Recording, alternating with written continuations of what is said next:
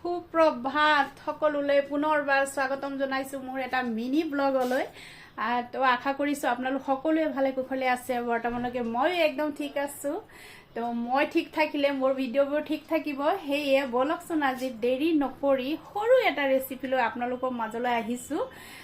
ৰেচিপিটো হ'ল একদম টেষ্টি য়াম্মি। আপুনি ইভিনিং চাহৰ লগতো টেষ্ট কৰিব পাৰিব, লগতে আমাৰ বাচ্চাবোৰক স্কুলত টিফিনো দি পঠিয়াব পাৰিব। বাচ্চাই একদম হাত চেলেকি পুৰা টিফিন শেষ কৰি আহিব। তো দেৰি নকৰোঁ, বলক আমি এতিয়া কিটচেনলৈ সোমাই যাওঁ। আৰু যদি ভিডিঅ'টো ভাল পায় তেতিয়া লাইক এটা দিব, কমেণ্ট কৰিব, শ্বেয়াৰ কৰিব, লগতে ফ'ল' কৰিব পাহৰি নাযাব। পলম নকৰি বলক আমি এতিয়া কিটচেনলৈ সোমাই যাওঁ। বন্ধাকবি এটা মই ধুই পখালি চাফা কৰি ল'লোঁ আৰু এয়া মই এতিয়া কাটিম। বন্ধাকবিটো দুফাল কৰিলোঁ। একদম টাইট আছিলে, টাইট থাকিলে ভাল ভিতৰটো, কাৰণ পোক থকাৰ ভয় নাথাকে। আৰু একদম মিহি মিহিকৈ আপোনালোকে কাটিব। আৰু আপোনালোকে কিমান বনাব, আপোনালোকৰ পৰিয়াল কিমান, সেই অনুপাতে বনাব। আমি দুজনৰ কাৰণে বনাইছোঁ কাৰণে মই এফাল ল'লোঁ, যদি আপোনালোকে গোটেইটোও কাটিব পাৰে। আৰু লগতে পিঁয়াজ দুটা কাটি ল'লোঁ। পিঁয়াজটো চকলীয়াকৈ কাটিব, সৰুকৈ নহয়, দীঘলকৈ কাটিব, তো তেতিয়া ভাল লাগিব। আৰু মই টুকুৰা কৰি দিয়া নাই, কাৰণ পিঁয়াজৰ পৰা খুবেই পানী ওলায়। এতিয়া নিমখ দিলে চকলীয়াকৈ কাটিলোঁ। আৰু এয়া মিক্স কৰিলোঁ। দুইটা মিক্স কৰি জোখমতে নিমখ দিলোঁ। নিমখ দি ভালকৈ এতিয়া মিশ্ৰণ কৰিলোঁ। তাৰপিছতে এতিয়া মই 10 মিনিট ঢাকন দি এনেকৈ ৰাখি দিম। তাৰপিছতে ঢাকন দি এয়া চোৱাচোন, বন্ধাকবি আৰু পিঁয়াজৰ পৰা পানী কেনেকৈ ওলাইছে। তো পানীখিনি ভালকৈ চেপি আপোনালোকে বেলেগ এটা পাত্ৰত থৈ ল'ব, কাৰণ পানী বেছি হ'লে লেপলেপীয়া হৈ যাব। সেয়ে পানীখিনি একদম ভালকৈ আপোনালোকে চেপি ল'ব।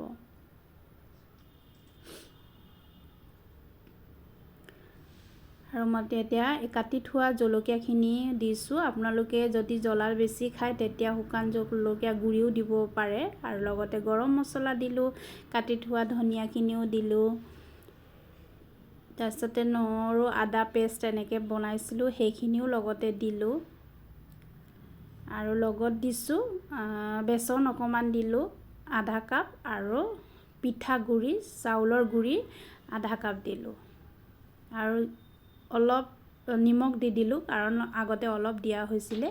এতিয়া এইখিনি একেলগে গোটেইখিনি সানিব লাগিব, ভালকৈ এটা লাডু কৰিব লাগিব। সেয়ে ভালকৈ সানি ল'ব লাগিব। আৰু ইয়াতে আৰু পানী এড কৰিব নালাগে, কাৰণ পিঁয়াজ আৰু বন্ধাকবিৰ পৰা পানী ওলাই আছে। এয়া কৰিব না, যদি ঢিলা মই এটা এটা বনাই ল'লোঁ। এয়া দেখিছেনে কি ধুনীয়া এটা হৈছে। এতিয়া আমি এই টো, যদি আপোনালোকৰ সেইটো ঢিলা হৈছে, কাৰণ পিঁয়াজ আৰু বন্ধাকবি যিহেতু 10 মিনিটমান মই ৰাখি থৈছিলোঁ, সেই ৰাখি থ'লে মানে পানীখিনি ওলায়। সেই পানীখিনি ভালকৈ চেপি আপুনি এইবিলাক যি প্ৰয়োজন আছে সামগ্ৰীখিনি দি ল'ব। যদি আপোনালোকৰ ঢিলা হয়, পানীখিনি ইয়াত আৰু পানী এড কৰিব নালাগে, কাৰণ পিঁয়াজৰ পৰা পানীটো ওলাই আছে ন। সেয়ে আৰু পানী নিদিয়াকৈ সেইটোতে হৈ যাব। যদি অলপ ঢিলা হৈছে, পানীখিনি অলপ ভালকৈ এবজৰ্ব কৰা নাই, তেতিয়াহ'লে আপুনি আৰু অকণমান পিঠাগুড়ি দি দিব পাৰে। পিঠাগুড়িয়ে পানীখিনি এবজৰ্ব কৰে। সেই অকণমান যদি ঢিলা নিচিনা লাগে, তেতিয়াহ'লে আপোনালোকে আকৌ অকণমান পিঠাগুড়ি দিব পাৰিব।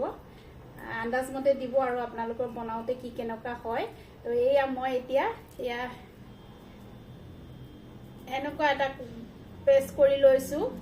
আপোনাৰ জোখমতে কৰিব, কিমান ডাঙৰ সৰু লাগে। মই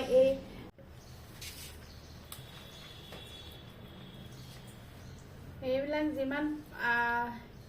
যিমান ডাঙৰ কৰিব ইচ্ছা যায় সিমানেই কৰিব। মই এই হাতৰ তলুৱা সমান কৰিছোঁ। তো এনেদৰে আপোনালোকে ট্ৰাই কৰিবচোন, কাৰণ বাচ্চাবোৰক স্কুলত টিফিনো দি পঠিয়াব পাৰিব। টেষ্টি খায়ো ভাল পাব বাচ্চাবোৰে।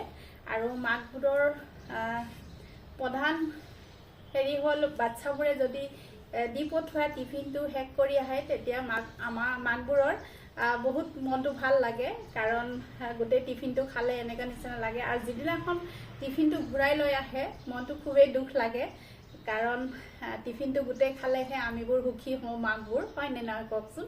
চ' টিফিনত সদায় বেলেগ বেলেগ আইটেম দি পঠিয়াবই লাগিব। বাচ্চাবোৰে বেলেগ বেলেগ আইটেম ভালো পায়, খায়ো ভাল পায়। আৰু যদি তেওঁলোকৰ মন পচন্দ হয় তেতিয়াহ'লেতো গোটেইখিনি খাই শেষ কৰিবই। তো এইবিলাক যদি টিফিনৰ বাচ্চাবোৰক টিফিন পঠোৱা হয় তেওঁলোকে খুব ভাল পায়, গোটেই টিফিনটো শেষ কৰি আহিব।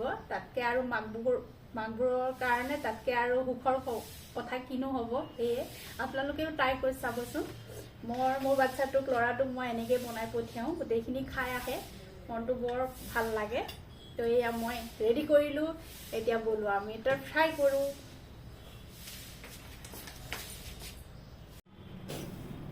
এয়া মই এতিয়া ফ্ৰাই কৰিব লৈছোঁ, তেলখিনি গৰম হ'ল আৰু দি দিছোঁ ওপৰৰ পৰা।